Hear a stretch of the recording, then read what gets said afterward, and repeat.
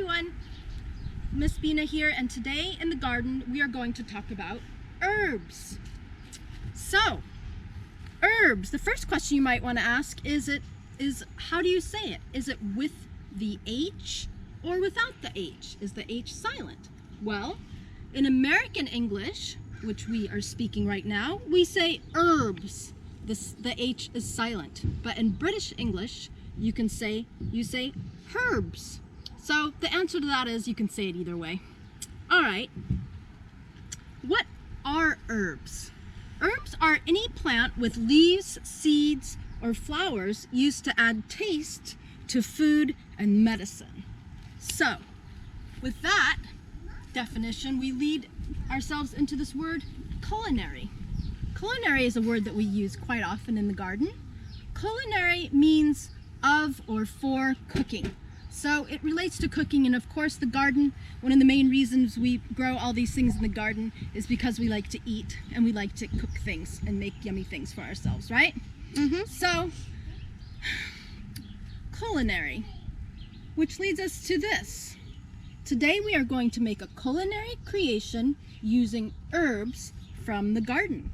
We're going to make this really neat thing called herbal salts, which we made earlier in the summer. Now we're out and we want to make some more. So the next thing we're going to do is we're going to go throughout the garden and search for some herbs that we might put in our herbal salts.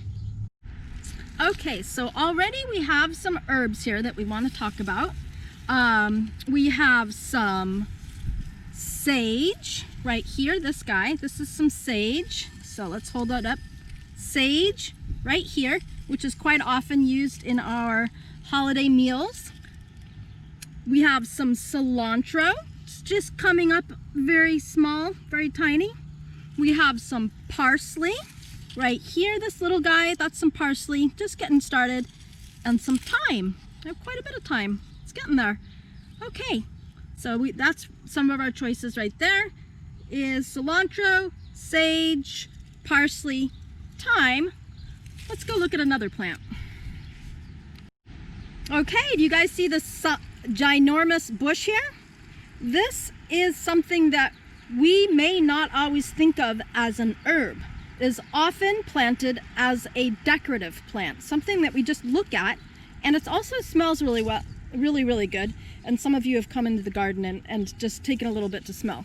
But it is also edible, and you can put it in both your sweet and savory foods. So I like to add just a little bit to my herbal salts to add a very unique flavor.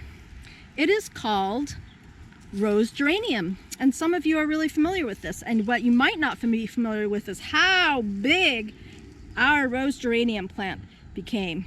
So we'll be doing lots of projects with this one. So over here we have some basil. Basil. This is our last bit of basil for the summer. Basil is very much a summer herb. It doesn't like the colder weather. So we'll enjoy it while it lasts. This is our basil. We could put in some in our salts. Right here we have some chives. Chives are an excellent choice to put in your herbal salts. I highly recommend it. Almost everything we cook with has some sort of onion taste. So chives add a little bit of onion taste to whatever you're cooking. Our chives are looking a little leggy, but they're still usable. They're still good. Here's another herb that we also see as an ornamental quite often, and you might not recognize it without its little purple flowers, but this is lavender, and lavender also makes an herb that you can put into your cooking, and sometimes, mostly I think we associate it with things that are sweet, like in cookies, but you can add a little bit of surprise into your herbal salts. Just go light, it's kind of strong. Okay, we're all set up, going to do our herbal salts project. Are you guys ready? Yes! First step, we will clean and dry the herbs. Nala here is going to operate the salad spinner.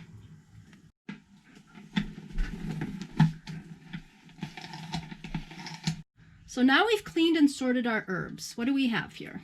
We have chives, basil, thyme, sage, rose rosemary, lavender, rosaranium. All right, so let's start. Now we're measuring out our ingredients. All we need for this recipe is 1-to-1 fresh chopped herbs and salt. So we're filling up this jar with salt to the very top. Let's go. So we're going to start with the sage first. Now remember, you need to remove the leaves from the woody stems because we don't want to have any little pieces of woody stems in our herbal salt. So remember, you can use any combination of herbs you like, and you could even zest in some lemon or lime or chop up some garlic. So while you work, you can sing a little song. Parsley, sage, rosemary, and thyme. Put it in your herbal salt. So now that we've chopped up all of our herbs and we have 1 jar full of loosely packed fresh herbs and 1 tray full of salt, we're ready to combine the two. So go ahead. All right. And we want to now just mix everything together very well so all the flavors blend together.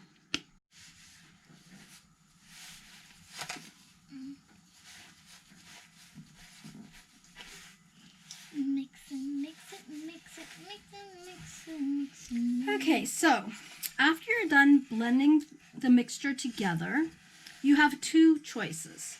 You can now either dry these out overnight in a thin layer on, say, a cookie sheet, or you can put it directly into a jar. Now, if you put it directly into a jar, then it's fine in the refrigerator, but we would like ours to be what's called shelf stable so that we can give them away as gifts. So let's just give a demonstration of what it looks like to fill a jar full of the mixture. So if you gave this away as a gift, what would you say? Would you say this either needs to be refrigerated, or you could say this is shelf stable, so you can put it on top of your counter or wherever you want to put it. Here, Ovid, you want my shelf-stable herbal salt? You can use it on your corn or anything that needs some salt.